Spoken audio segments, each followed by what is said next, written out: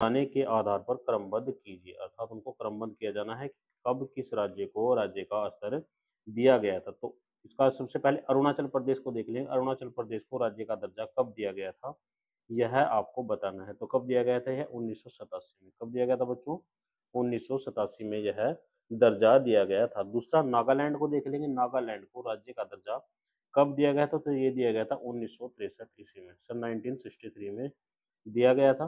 तीसरा है सिक्किम, सिक्किम को कब दिया गया था आपका, सिक्किम को दिया गया था 1975 में, सन 1975 में। और आपका लास्ट रह गया है मेघालय, मेघालय को कब दिया गया था आपका, मेघालय को आपको दिया गया था 1972 ईस्वी में। कब दिया गया था, 1972 में, 1972 में दिया गया था। तो इस प्रकार से ऑप्शन नंबर ए इसका करेक्ट आंसर हो जाएगा, अर्थात 2 4 3 1 इसका आंसर हो गया है।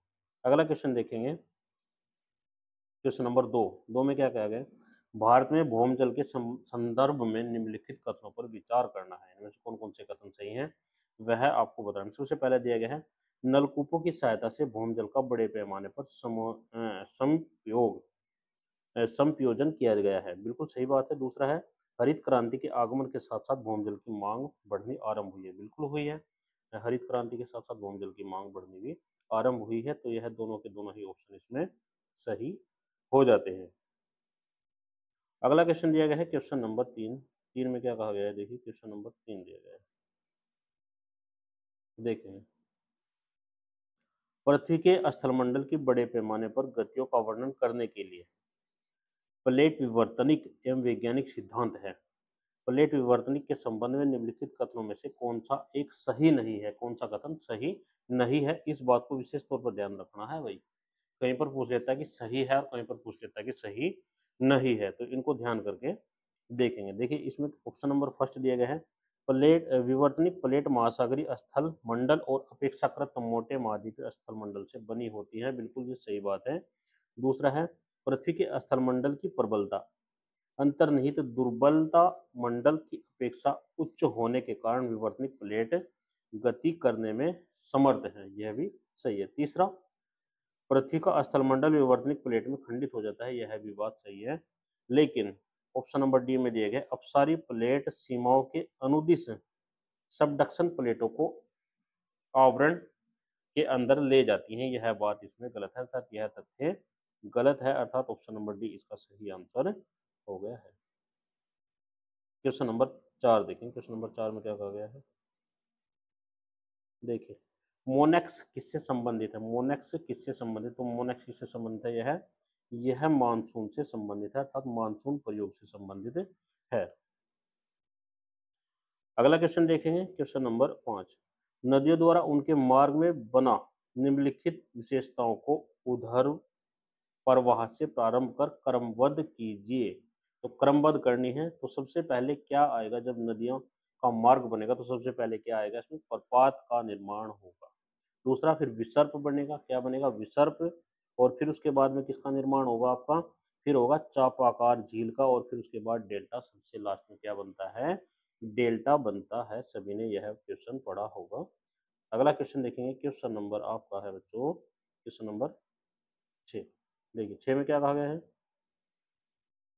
यदि हिमालय पर्वत श्रृंखला अस्तित्व में नहीं होती, यानी कि हिमालय जो पर्वत है, आपने मैप पर इमेजिंग करेंगे, यदि हिमालय पर्वत श्रृंखला अस्तित्व में नहीं होती तो निम्नलिखित में से क्या परिवर्तन पड़ता, समझे। यानी कि हिमालय पर्वत को हमने हटा दिया है भारत के हिस्से से, तो क्या प्रभाव पड़ेगा, यह इसमें बताना है। सबसे पहला दिया गया ऑप्शन नंबर ए, सर्दियों के महीनों में मानसून की वर्षा होती है, क्या यह प्रभाव पड़ेगा, नहीं, यह प्रभाव नहीं पड़ेगा। तटीय भारत में भूमध्य सागरीय जलवायु होगी, यह भी प्रभाव नहीं पड़ेगा। लेकिन ऑप्शन नंबर सी, सर्दियों में उत्तरी भारतीय मैदान और अधिक ठंडा हो जाएगा, सर्दियों में क्या हो जाएगा, उत्तरी भारतीय मैदान और अधिक ठंडा हो जाएगा, क्योंकि भारत में हिमालय पर्वत ही ठंडी हवाओं को आने से रोकता है। अगला क्वेश्चन है क्वेश्चन नंबर 7, 7 में देखेंगे क्या दिया गया है, क्वेश्चन नंबर 7, 7 में क्या कहा गया है, भारतीय कृषि के संबंध में निम्नलिखित कथनों में से कौन सा या से सही है। पहला दिया गया, भारत में विश्व की सर्वाधिक फसलें उगाई जाती है। दूसरा है, भारत के पैटर्न में धान्य फसल की प्रमुखता है। तीसरा दिया गया भारतीय कृषि जोत क्षेत्र का औसत आकार अनेक कृषि प्रक्रिया के लिए बहुत छोटा है। तो इसमें कौन सा सही हो जाएगा? देखिए इसमें ए बी सी डी करके दिए गए होंगे ऑप्शन, तो इसमें से ऑप्शन नंबर डी सही हो जाएगा। कैसे सही होगा? देखिए भारत क्या है, कृषि प्रधान देश है और यहाँ पर क्या है, विश्व का सर्वाधिक फसल क्षेत्र है। यहाँ घनी आबादी भी है। कैसी आबादी है? घनी आबादी, अर्थात बहुत ज्यादा लोग यहाँ पर निवास करते हैं। और तकनीकी विकास नहीं है, तकनीकी विकास न के बराबर है। कृषि जोत का आकार अन्य कृषि प्रक्रियाओं के लिए बहुत छोटा है। यहाँ सर्वाधिक धान की फसल उगाई जाती है। कौन सी फसल उगाई जाती है? यहाँ पर धान की फसल उगाई जाती है। यहाँ फसल के पैटर्न में धान की फसल की प्रभावित अधिकता है। अगला क्वेश्चन देखिए, क्वेश्चन नंबर 8। देखिए सूची फर्स्ट को सूची सेकंड के साथ में सुमेलित करना है। सबसे पहले आपको बताना है कि देखिए यहाँ पर क्या दिया गया है, ध्यान से देखें। ग्रीष्म संक्रांति कब होती है? यह ग्रीष्म संक्रांति होती है आपकी 21 जून को। और शीत संक्रांति कब होती है? आपकी 22 दिसंबर को। वसंत विषुवत कब होता है आपका? वसंत विषुवत होता है आपका 21 मार्च को। शरद विषुवत कब होता है? 23 सितंबर को। यानी कि अब से 2-3 दिन पहले, 5-6 दिन पहले यह वसंत विषुवत हो चुका है। अगला क्वेश्चन देखेंगे, क्वेश्चन नंबर 9। भारत में झूम कृषि के संबंध में निम्नलिखित कथनों में से कौन से कथन सही हैं, यह बताना है। सबसे पहले दिए गए हैं, यह भारत के उत्तर पूर्वी राज्यों में अधिकांश प्रचलित है। दूसरा दिया गया है, इसे कर्तन दहन तकनीकी के रूप में भी उल्लेखित किया गया है, यह भी सही है। तीसरा दिया गया, इसे मृदा की उर्वरकता कुछ वर्षों में समाप्त हो जाती है, यह भी सही है। अर्थात ऑप्शन नंबर डी इसका करेक्ट आंसर हो गया है। Question number 10। वर्षण का संगठन संलयन प्रक्रम किस पर अनुप्रयुक्त होता है? तो किस पर अनुप्रयुक्त होता है? 10 का ऑप्शन नंबर ए है हिमकरण, हिमीकरण स्तर से परे फैले मैघों पर। क्वेश्चन नंबर 11 देखिए, देखिए भारत के निम्नलिखित बाघ संरक्षित क्षेत्रों को उत्तर से दक्षिण की ओर क्रमबद्ध कीजिए। उत्तर से दक्षिण की ओर क्या करने हैं? क्रमबद्ध करने हैं। क्वेश्चन नंबर 11 दिया गया है। तो उत्तर से दक्षिण की ओर क्रमबद्ध करने का क्रम क्या है? सबसे पहले देखिए, दूधवा राष्ट्रीय उद्यान कहाँ पर है? दूधवा है आपका उत्तर प्रदेश में। कहाँ पर है? उत्तर प्रदेश में। उसके बाद में आएगा आपका सिमलीपाल, कहाँ पर है? उड़ीसा में। सिमलीपाल कहाँ पर है आपका? उड़ीसा में। ऐसे भी पूछ लिया जाता है प्रश्न कि दूधवा राष्ट्रीय उद्यान कहाँ पर स्थित है, या सिमलीपाल कहाँ पर स्थित है, या फिर आपका इंद्रावती या फिर बांदीपुर, या सभी ऐसे डायरेक्टली पूछ लिए जाते हैं। क्योंकि क्रमबद्ध तरीके से पूछा गया तो सबसे पहले आपका आएगा दूधवा राष्ट्रीय उद्यान, दूधवा के बाद में आएगा सिमलीपाल जो कि उड़ीसा में पड़ता है, फिर आएगा इंद्रावती जो कि आंध्र प्रदेश में पड़ता है, और फिर आएगा बांदीपुर जो कि कर्नाटक में पड़ता है। इस प्रकार से ऑप्शन नंबर सी इसका करेक्ट आंसर हो जाएगा। एक बार साथ में रिपीट करेंगे, इंद्रावती आंध्र प्रदेश, दूधवा उत्तर प्रदेश, बांदीपुर कर्नाटक और सिमलीपाल ओडिशा। उम्मीद करते हैं क्वेश्चन आएगा तो आप सही ही करके आएंगे। अगला क्वेश्चन देखिए, क्वेश्चन नंबर 12। निम्नलिखित में से कौन भारत की उत्तरी सीमाओं के मॉनिटरिंग तथा तस्करी और अनाधिकृत आप्रवासन को रोकने के लिए परिनियोजित किए जाने हेतु मूलतः आश्रित है? तो वह कौन सा है? तो वह सीमा सुरक्षा बल है। और दूसरा कौन सा है? भारत तिब्बत सीमा है।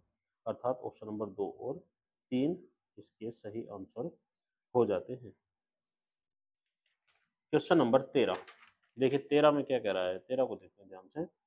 13 में सूची फर्स्ट दी गई है और सूची सेकंड भी यहाँ पर दी गई है। तो 13 में क्या कहा गया? देखिए उसने कहा गया एस्केरिया, एस्केरिस, एस्केरिस जो जंतु है वह किस प्रकार का जंतु है, अर्थात किस संघ का है एस्केरिस? तो एस्केरिस है आपका सूत्रकृमि संघ का। दूसरा है मलेरिया परजीवी, कौन से संघ का है भाई? मलेरिया परजीवी है आदि जंतु संघ का, अर्थात प्रोटोजोआ। तीसरा है घरेलू मक्खी, घरेलू मक्खी किस संघ की है? यह संधिपाद संघ की है, संधिपाद संघ की है। और चौथा है आपका गाय, गाय कौन से? स्तनी वर्ग की है। कौन से? स्तनी वर्ग। एक बार और रिपीट करेंगे। देखिए एस्केरिस कैसा है? एस्केरिस आपका सूत्रकृमि दूसरा है मलेरिया परजीवी, कैसा है आपका मलेरिया परजीवी है आदि जंतु अर्थात प्रोटोजोआ है। तीसरा है घरेलू मक्खी, किस प्रकार की है आपकी संधि पार्श्व की है। और गाय कैसी है, स्तनी वर्ग की। क्वेश्चन नंबर 14 देखेंगे। क्वेश्चन नंबर 14 में क्या दिया गया है, बड़े बांधों की सुरक्षा के लिए निम्नलिखित में से कौन संभवित खतरा है। संभवित खतरा कौन सा है, देखिए बाढ़ स्थलों के पास शहरीकरण, सबसे बड़ा खतरा तो यही है। दूसरा है जलग्रह क्षेत्र में आकस्मिक बाढ़, ये कोई इतना बड़ा खतरा नहीं है। सबसे बड़ा संभवित खतरा की आपसे बात करें तो ऑप्शन नंबर थर्ड के, इसमें थर्ड क्या है। तीसरा आसपास के क्षेत्र में भूकंप सक्रिय, यदि आसपास का क्षेत्र भूकंप सक्रिय है तो यह भी बाढ़ का एक, जो बांधों की सुरक्षा के लिए एक महत्वपूर्ण कारण बन सकता है। दो कारण है, पहले बांध स्थलों के आसपास शहरीकरण, और दूसरा है वहां पर कोई भूकंप क्षेत्र नहीं होना चाहिए। अगला क्वेश्चन है क्वेश्चन नंबर 15, निम्नलिखित में से कौन सा एक युग्म सही नहीं है, यह आपको बताना है। देखिए चंदन काष्ठ पौधा आंशिक मूल परजीवी है, बिल्कुल सही बात है। दूसरा है कसकूटा परजीवी है, यह भी बात सही है। नेफेतीज क्या है, एक मांसाहारी पौधा है, बिल्कुल ये भी सही है। छत्रक स्वपोषी है, यह बात गलत है। छत्रक क्या है, एक स्वपोषी है, यह बात गलत। छत्रक किसको कहते हैं, सबसे पहली बात है छत्रक कहा जाता है आपका मशरूम को, किसको कहा जाता है, मशरूम को नोट करके चलेंगे। इसमें पर्णहरित नहीं पाया जाता, इसमें पर्णहरित नहीं पाया जाता है। अगला क्वेश्चन नंबर 16, 16 को देखेंगे। देखिए निम्नलिखित में से कौन सी एक पशु नस्ल दूध का सर्वाधिक मात्रा में उत्पादन करती है। निम्नलिखित में से कौन सी पशु नस्ल दूध का सर्वाधिक मात्रा में उत्पादन करती है। जो किसान है बेचारे, उनको इस चीज के बारे में पता होना चाहिए ताकि वे ज्यादा से ज्यादा प्रॉफिट कमा सके। वह कौन सी है, Holt Holstein Holstein. Question number 17, शर्करा निर्माण उद्योग के उपोत्पाद खोई का प्रयोग किसके उत्पादन के लिए किया जाता है। खोई का प्रयोग किसके उत्पादन के लिए किया जाता है, यह आपको बताना है। देखिए खोई का उपयोग किसके उत्पादन के लिए किया जाता है, आपका कागज के उत्पादन के लिए खोई का उपयोग किया जाता है। क्वेश्चन नंबर 18 देखेंगे। देखिए गोबर गैस का मुख्य अवयव क्या है, बार बार पूछे जाने वाला प्रश्न है। मेथेन है, क्या है गोबर गैस का मुख्य अवयव, क्या है मेथेन, और मेथेन का सूत्र क्या है, CH4 है। ठीक है। 19वां, निम्नलिखित प्रकार के पीड़कनाशियों में से कौन सा एक भंडारित अनाजों के पीड़कों का नियंत्रण करने में सुविधाजनक है, कौन सा है, धूमक, कौन सा है, धूमक, ऑप्शन नंबर बी। अगला क्वेश्चन है, निम्नलिखित में से कौन सा एक अच्छा स्नेहक है। स्नेहक का कौन सा है आपका, स्नेहक है आपका graphite, option number B is correct answer है। ग्रेफाइट चूर्ण क्या है, एक स्नेहक है। क्वेश्चन नंबर 21 देखेंगे। 21 में क्या दिया गया है, 21 में दिया गया है निम्नलिखित में से कौन सा एक रासायनिक परिवर्तन का उदाहरण है। रासायनिक परिवर्तन का उदाहरण क्या है, किसी अंडे का तला जाना क्या है, एक रासायनिक परिवर्तन है। क्वेश्चन नंबर 22 दिया गया है, ट्राइटियम और ट्राइटियम में प्रोटीन पी और न्यूट्रॉन एन की संख्या क्रमशः कितनी होती है, कितनी होती है, 1p और 2n होती है। क्वेश्चन नंबर 23 देखेंगे। 23 में क्या कहा गया है, बेकिंग सोडा के संबंध में निम्नलिखित में से कौन सा सही नहीं है। बेकिंग सोडा के संबंध में कौन सा सही नहीं, पहला दिया गया, देखिए इसका प्रयोग सोडा अम्ल अग्निशमन में होता है, बिल्कुल सही बात है। यह भोजन पकाने की क्रिया को तीव्रता करने के लिए मिलाया जाता है, बिल्कुल सही है। सी दिया गया है, यह एक संकरी सरक है, बिल्कुल गलत बात है। ऑप्शन नंबर सी करेक्ट है, आंसर हो गया है। क्वेश्चन नंबर 24, चूने के पानी में कार्बन डाइऑक्साइड प्रवाहित करने पर विलयन दूधिया हो जाता है। चूने का जो पानी, उसमें कार्बन डाइऑक्साइड यदि प्रवाहित करेंगे तो विलयन कैसा हो जाता है, दूलियन हो जाता, दूधिया हो जाता है। परंतु लंबे समय तक प्रवाहित करने पर विलयन साफ हो जाता है, इसका क्या कारण है, ऑप्शन नंबर ए।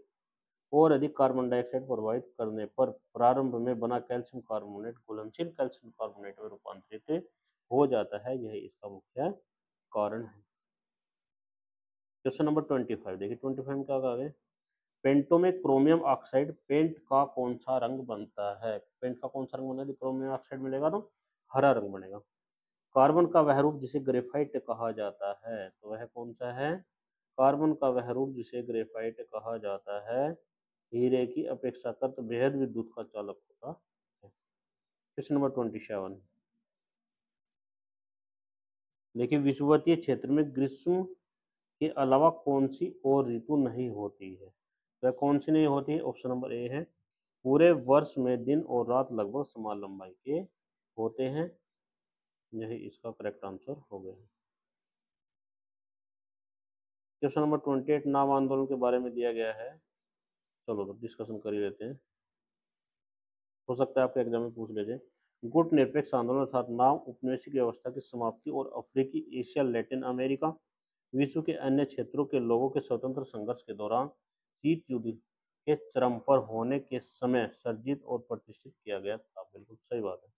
गुट निरपेक्ष देशों के आंदोलन का पहला शिखर सम्मेलन भारत, इंडोनेशिया, मिस्र, सीरिया, यूगोस्लोवाकिया के नेताओं द्वारा बेलग्रेड में 1 से 6 सितंबर 1961 तक आयोजित किया गया था। ये भी बात बिल्कुल सही है। तीसरा है, आंदोलन के प्रारंभिक दिनों में इसके कार्य उपनिवेशिक प्रक्रिया को समाप्त करने में मुख्य कारक थे, जो बाद में कई देशों द्वारा स्वतंत्र प्राप्त करने और कई नए प्रभुसत्ता संपन्न राज्यों के बनने का कारण बने। बिल्कुल ये भी सही है।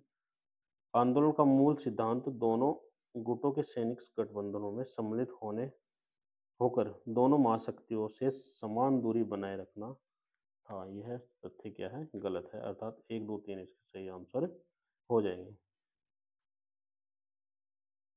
अगला क्वेश्चन है, क्वेश्चन नंबर दिया गया देखिए, अंतर्राष्ट्रीय मुद्रा कोष के संदर्भ में निम्नलिखित कथनों में से कौन से कथन सही है? देखिए, अंतर्राष्ट्रीय मुद्रा कोष को क्या कहा जाता है? आईएमएफ कहा जाता है। संयुक्त राष्ट्र संघ का एक विशिष्ट अभिकरण है, सत्य बात है। आईएमएफ में अंतर्राष्ट्रीय मौद्रिक सहयोग सुनिश्चित करने के लिए वर्ष 1944 में हुए ब्रिटिश वुड सम्मेलन में स्थापित किया गया था। ये भी सही है। आईएमएफ का उद्देश्य मुद्रा विनिमय दरों को स्थिरता प्रदान करना है तथा अंतर्राष्ट्रीय सरलता का विस्तार करना है। यह भी सही, अर्थात ऑप्शन नंबर फर्स्ट, सेकंड और थर्ड दोनों को तीनों के तीनों क्या हो जाएंगे? करेक्ट हो जाएंगे। 30वां,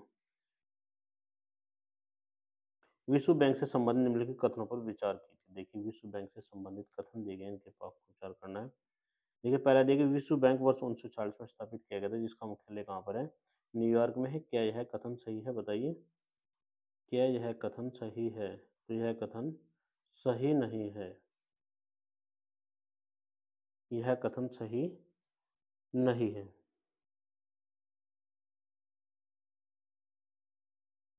अगला क्वेश्चन दिया गया, अगला दिया गया है इसमें, विश्व बैंक समूह ने 2030 तक विश्व से चरम गरीबी समाप्त करने का अपना लक्ष्य निर्धारित किया है। बिल्कुल सही बात है। तीसरा, विश्व बैंक विश्व भर में विकासशील देशों के लिए वित्तीय और तकनीकी सहायता का एक महत्वपूर्ण स्रोत है। यह सामान्यतः अर्थों में एक बैंक नहीं है, बल्कि गरीबी को कम करने और विकास को प्रोत्साहन देने की एक अन्य साझेदारी है। बिल्कुल करेक्ट आंसर हो जाता है। और इसमें अगला दिया गया है, देखिए यहाँ पर, विश्व बैंक समूह विश्व बैंक समूह हर देश के निचले स्तर के 40% आय वृद्धि को प्रोत्साहन देते हुए साझी समृद्धि को बढ़ावा देने के अपने सदस्य देशों द्वारा प्रबंधित 5 संस्थाओं से मिलकर बना है। बिल्कुल यह भी सही है। अगला क्वेश्चन नंबर 31 दिया गया है, विश्व व्यापार संगठन से संबंधित निम्न कथनों पर विचार कीजिए। सबसे पहला कथन क्या दिया गया है यहाँ पर? विश्व व्यापार संबंध में WTO, विश्व व्यापार संगठन क्या कहता है? WTO कहा जाता है, वर्ल्ड ट्रेड ऑर्गेनाइजेशन, राष्ट्र के बीच व्यापार के विश्वव्यापी नियमों से संबंध रखता है। WTO का लक्ष्य माल एवं सेवा के उत्पाद निर्यातों और आयातों को उनके व्यापार संचालन में सहायता करना है। सही है। WTO जो टैरिफ और व्यापार संबंधित सामान्य करार उत्तराधिकार निकाय है, उरुग्वेवा दौर की संधि वार्ता के परिणामस्वरूप उपस्थित में। बिल्कुल सही है, लेकिन यह सही नहीं है। WTO बौद्धिक संपदा अधिकारों के व्यापार के नियमन बनाने में स्वयं को दूर रखता है। यह कथन क्या है? गलत है, अर्थात ऑप्शन नंबर फर्स्ट और थर्ड सही है। क्वेश्चन नंबर 32 देखिए, भारत में स्थानीय शासन के संदर्भ में निम्न कथनों पर विचार कीजिए। पहला दिया गया है, भारत के संविधान के अनुच्छेद नंबर 40 में राज्य द्वारा ग्राम पंचायतों को गठित करना और उन्हें ऐसी शक्तियां और प्राधिकार प्रदान करने का उपबंध है जो उन्हें स्वायत्त शासन की इकाइयों के रूप में कार्य करने के लिए आवश्यक है। बिल्कुल सही बात है। दूसरा दिया गया, 73वें संविधान संशोधन अधिनियम के नए संविधान में भाग 9 और भाग 9A को निर्देशित किया है। सही बात है। क्वेश्चन नंबर थर्ड दिया गया, भारत के संविधान के भाग 9 और भाग 9A के उपबंध लगभग समांतर और अनुरूप है। सही है। क्वेश्चन नंबर इसमें 4 दिया गया, 4 ऑप्शन। 73वां संविधान संशोधन अधिनियम जनसंख्या के आधार जनसंख्या के आकार का ध्यान किए बिना सभी राज्यों पर लागू है। गलत बात है। अगला क्वेश्चन नंबर 33। देखिए, निम्नलिखित में से कौन रक्षा मंत्रालय के विभाग हैं? तो रक्षा मंत्रालय के विभाग कौन कौन से? देखिए, रक्षा विभाग हो गया, रक्षा अनुसंधान एवं विकास विभाग हो गया है, तीसरा है रक्षा उत्पादन विभाग है, लेकिन रक्षा वित्त विभाग नहीं है। क्वेश्चन नंबर 34, राज्य निर्वाचन आयोग के बारे में कथन पर विचार कीजिए। पहला क्या कहा गया? राज्य निर्वाचन आयुक्त राज्य के राज्यपाल द्वारा नियुक्त किया जाएगा। दूसरा दिया गया है यहाँ पर, राज्य निर्वाचन आयोग को पंचायतों के निर्वाचन के अधीन निर्देशन और नियंत्रण की शक्ति के अलावा निर्वाचन नामावली बनाने की शक्ति प्रदान की गई। यह भी कथन सही है। और तीसरा क्या कहा गया? राज्य के निर्वाचन आयुक्त को उसके पद से किसी भी प्रकार से नहीं हटाया जा सकता। गलत बात है, हटाया जा सकता। क्यों नहीं हटाया जा सकता?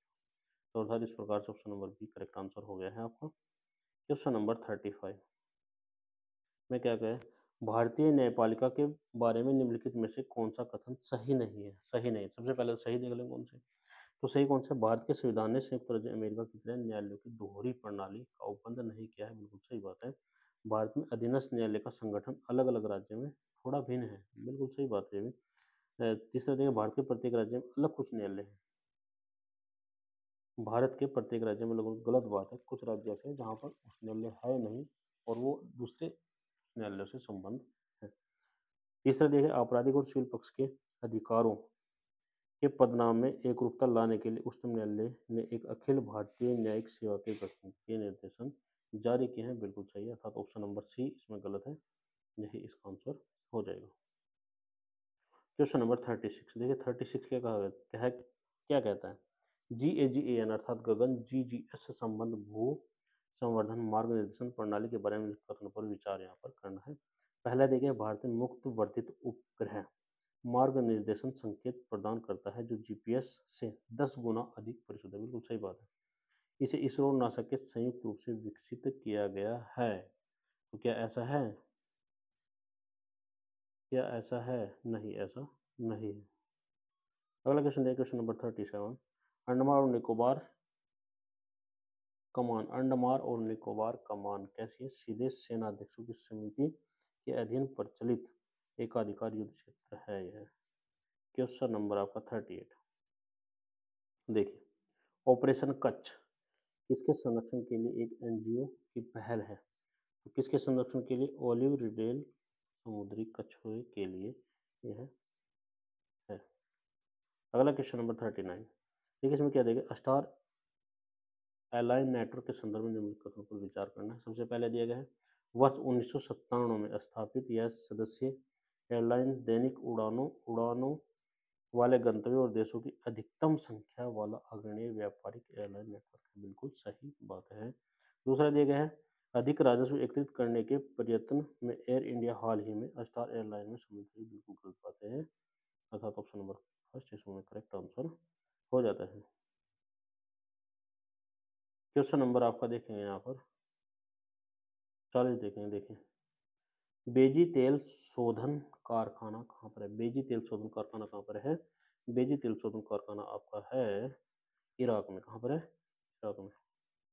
निम्नलिखित में से कौन सा युग्म सही नहीं है? तो इसको देख लें। जब कुल उत्पादन वर्धमान है, जब कुल उत्पादन वर्धमान है तो उसको क्या कहा जाता है? सीमांत उत्पादक बढ़ता है, दर पर बढ़ता है। बी दिया गया, जब कुल उत्पादन ह्रासमान होता है अर्थात कम होता है तो सीमांत उत्पादन भी घटता है और दर बढ़ता है। ये सही है दोनों। तीसरा दिया गया, जब कुल उत्पादन अपने अधिकतम पर पहुंचता है तो सीमांत उत्पादन क्या हो जाएगा? शून्य हो जाता है। लेकिन जब कुल उत्पादन का ह्रास आरंभ हो जाता है तब सीमांत उत्पादन धनात्मक हो जाता है। बिल्कुल गलत बात है। उस टाइम पे क्या होगा? धनात्मक नहीं होगा। Question number 42। निम्नलिखित कथनों पर विचार कीजिए। विश्व वेटिलिंगो दिवस प्रतिवर्ष 25 जून को मनाया जाता है। क्या यह बात सही है? बिल्कुल सही है। वेटिलिंगो एक उत्तरोत्तर बढ़ने वाला त्वचा रोग है। सही। Question number 43। सभी आगतों में एक ही अनुपात में परिवर्तन होने के फलस्वरूप कुल उत्पाद में जिस तरह परिवर्तन होता है उससे कौन से नियम के रूप में जाना जाता है। तो किस रूप में जाता है? स्थिर प्रतिफल के रूप में उसको जाना जाता है। 44 देखेंगे।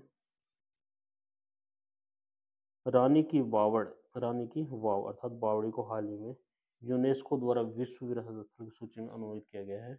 यह कहाँ पर स्थित है? यह गुजरात में स्थित है, गुजरात राज्य में है। इसी तरह 45 देखेंगे। निम्नलिखित में से कौन से कथन सही है? यदि मांग और पूर्ति में वृद्धि समान परिणाम में हो तो कीमत अपरिवर्तित रहेगी, परंतु संतुलन मात्रा में वृद्धि होगी। गलत बात है। दूसरा दिया गया, यदि मांग में वृद्धि पूर्ति में वृद्धि से अधिक हो, मांग में वृद्धि हो रही है और पूर्ति में वृद्धि से अधिक परिणाम में होगी, तो संतुलन कीमत तथा संतुलन मात्रा दोनों में वृद्धि होगी। बिल्कुल सही बात है। तीसरा दिया गया, यदि पूर्ति में वृद्धि मांग में वृद्धि से अधिक परिमाण में होती है तो संतुलन कीमत गिरेगी, परंतु संतुलन मात्रा में वृद्धि होगी। यह भी सही है। अगला क्वेश्चन है क्वेश्चन नंबर 46। 46 में क्या कहा गया है? कोई बाजार जिसमें किसी विशेष उत्पाद के विक्रेता अधिक संख्या में हैं, लेकिन प्रत्येक विक्रेता किंचित भिन्न परंतु मिलते जुलते उत्पाद बेचता है, क्या कहलाएगा? उसको पूर्ण स्पर्धा कहा जाएगा उसको। Question number 47। एक वर्ष में किसी देश के सामान्य निवासियों और उनकी संपत्तियों द्वारा उत्पादित सभी अन्य वस्तुओं और सेवाओं को, चाहे वे घरेलू राज्य क्षेत्र के भीतर प्रचलित हो अथवा बाहर हो, क्या कहा जाएगा? सकल राष्ट्रीय आय कहा जाएगा। Question number 48। निम्नलिखित में से कौन सा से सिद्धांत अंतरराष्ट्रीय व्यापार के आधार पर बनते हैं? ऑप्शन नंबर ए है निरपेक्ष लागत अंतर, बिल्कुल बनता है। तुलनात्मक लागत अंतर भी बनता है और तीसरा अवसर लागत अंतर भी बनता है। क्वेश्चन नंबर 49 दिया गया, 49 को देखेंगे। 49 में क्या कहा गया देखिए। निम्नलिखित में से कौन से कथन सही है, यह बताना। देखिए, जब सीमांत राजस्व धनात्मक होता है तो कुल राजस्व निर्गत में वृद्धि के साथ साथ बढ़ते हैं, बिल्कुल सही बात है। दूसरा देगा, जब सीमांत राजस्व शून्य होता है तो कुल राजस्व अधिकतम होता है, यह बात सही है। तीसरा देगा, जब सीमांत राजस्व ऋणात्मक होता है तो कुल राजस्व निर्गत में वृद्धि के साथ साथ कम होता जाता है, यह भी सही है। अगला क्वेश्चन देगा क्वेश्चन नंबर 50। निम्नलिखित में से कौन सा एक भारत में केंद्रीय सरकार के कर राजस्व का स्रोत नहीं है? तो कौन सा है? मोटर यान नहीं है। Question number 51। जबकि आयकर भी है, सीमा शुल्क और सेवा शुल्क ये सभी है। उत्पादन लागत पर राष्ट्रीय उत्पाद किसके बराबर होता है? तो सकल घरेलू उत्पाद बराबर मूल्यह्रास के बराबर होता है। Question number 52। निम्नलिखित में से कौन सा भुगतान संतुलन के चालू लेखे का हिस्सा नहीं है? तो कौन सा? पूंजीगत प्राप्तियां और भुगतान। Question number 53। मेघों में वर्षा उत्पन्न करने की तकनीक को क्या कहा जाता है? मेघ बीजन कहा जाता है। Question number 54। सूची फर्स्ट को सूची सेकंड के साथ में यहाँ पर सम्मिलित करना है। तो यह आपको देखिए, विक्रम साराभाई अनुसंधान संस्थान कहाँ पर स्थित है, यह आपको बताना है। विक्रम साराभाई अनुसंधान संस्थान कहाँ पर स्थित है?